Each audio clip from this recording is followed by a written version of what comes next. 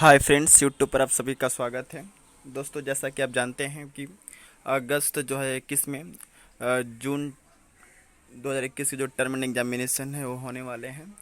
तो फाइनल केवल final year के पर एग्ज़ाम होंगे। तो मैं आपके सामने फिर BRPA 101 का सबसे महत्वपूर्ण प्रश्न आप सभी के सामने लाया हूं, जो कि एग्ज़ाम की दृष्टि से जो है बहुत इम्पोर्टेंट है।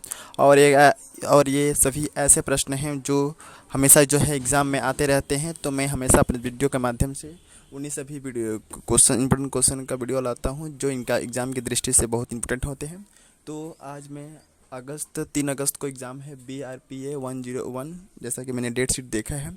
और मैं इस प्रश्न को बताने का प्रयास करूंगा, जिससे कि आप अच्छे नंबर कुछ एग्ज़ाम में पा सकते हैं।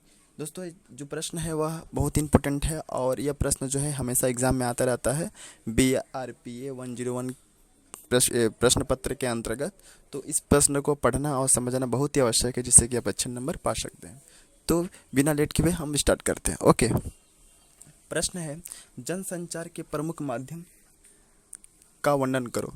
यानी कि जनसंचार के प्रमुख माध्यम कौन कौन है। ओके, ऐसे कौन कौन से माध्यम हैं जो कि जनसंचार को क्या करता है, के लिए उपयोगी होते हैं। जनसंचार, सबसे पहले मैं बता दूं कि जनसंचार होता क्या है। जनसंचार का मतलब होता है किसी भी सूचनाओं को एक माध्यम से दूसरे माध्यम तक पहुंचाना। यानी किसी भी सूचनाओं को, किसी भी घटनाओं को, किसी भी इंफॉर्मेशन को क्या करना है, किसी एक स्थान से दूसरे स्थान तक भेजना, वह क्या कहलाता है, संचार कहलाता है। ओके, तो जनसंचार के प्रमुख माध्यम क्या क्या, ऐसे कौन कौन सा माध्यम है जिससे हम अपने एक घटनाओं को, हम कि देश की विभिन्न घटनाओं को हम एक स्थान दूसरे स्थान तक भेजने का कार्य करते हैं।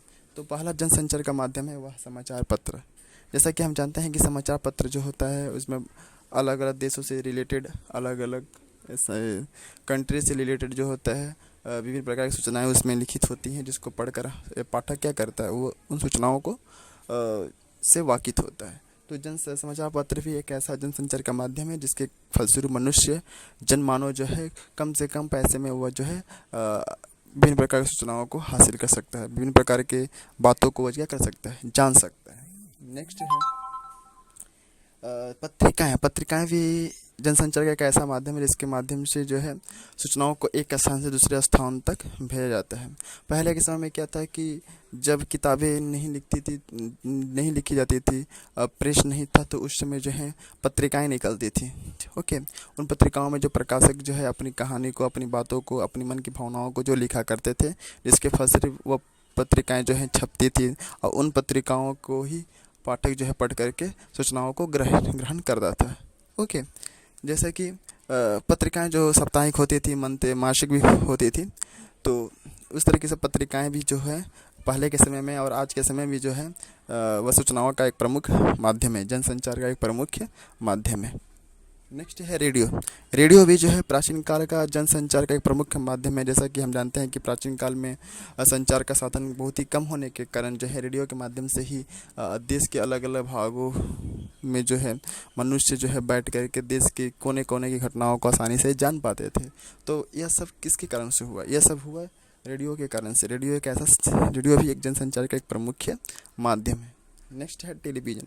टेलीविज़न भी जो है एक जनसंचार का प्रमुख माध्यम है। जैसा कि हम आज के अपने सभी घरों में टेलीविज़न रहता है। टेलीविज़न में हम समाचार सुनते हैं, देश विदेश की घटनाओं को से वाकिफ होते हैं।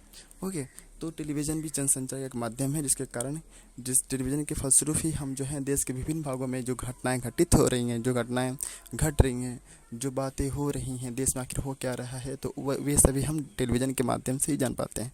तो हिंदी का एग्ज़ाम है जिसको बनाकर आप आसानी से लिख सकते हैं। ओके, चिंता करने की कोई बात नहीं है।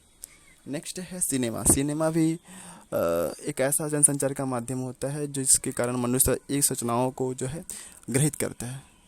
सिनेमा में जो एक्टर होते हैं, वो कोई भी सिनेमा जब निकलता है तो उस सिनेमा का एक उद्देश्य होता है, सामाजिक उद्देश्य हो सकता है, और हमारा जो देश से रिलेटेड उद्देश्य हो सकता है। बिना उद्देश्य कोई सिनेमा नहीं होता है। पहले की जो फिल्में होती थी उनसे जो है कुछ ना कुछ मनुष्य को सीखने के मिलता था। भले ही आज के समय में ऐसा ना हो, लेकिन जो है पहले के समय में ऐसा होता था। पहले समय जो सूचनाएं जो सिनेमा निकलते होती थी, रिलीज होती थी, उनमें एक अलग सा अंदाज था। उससे मनुष्य को कुछ ना कुछ जो है चीज़ें, नई नई चीज़ें सीखने को मिलती थी। ओके, तो सिनेमा भी जो है प्राचीन काल का कहो या आजकल आधुनिक काल का कहो, ये भी जो है जनसंचार का एक प्रमुख माध्यम है।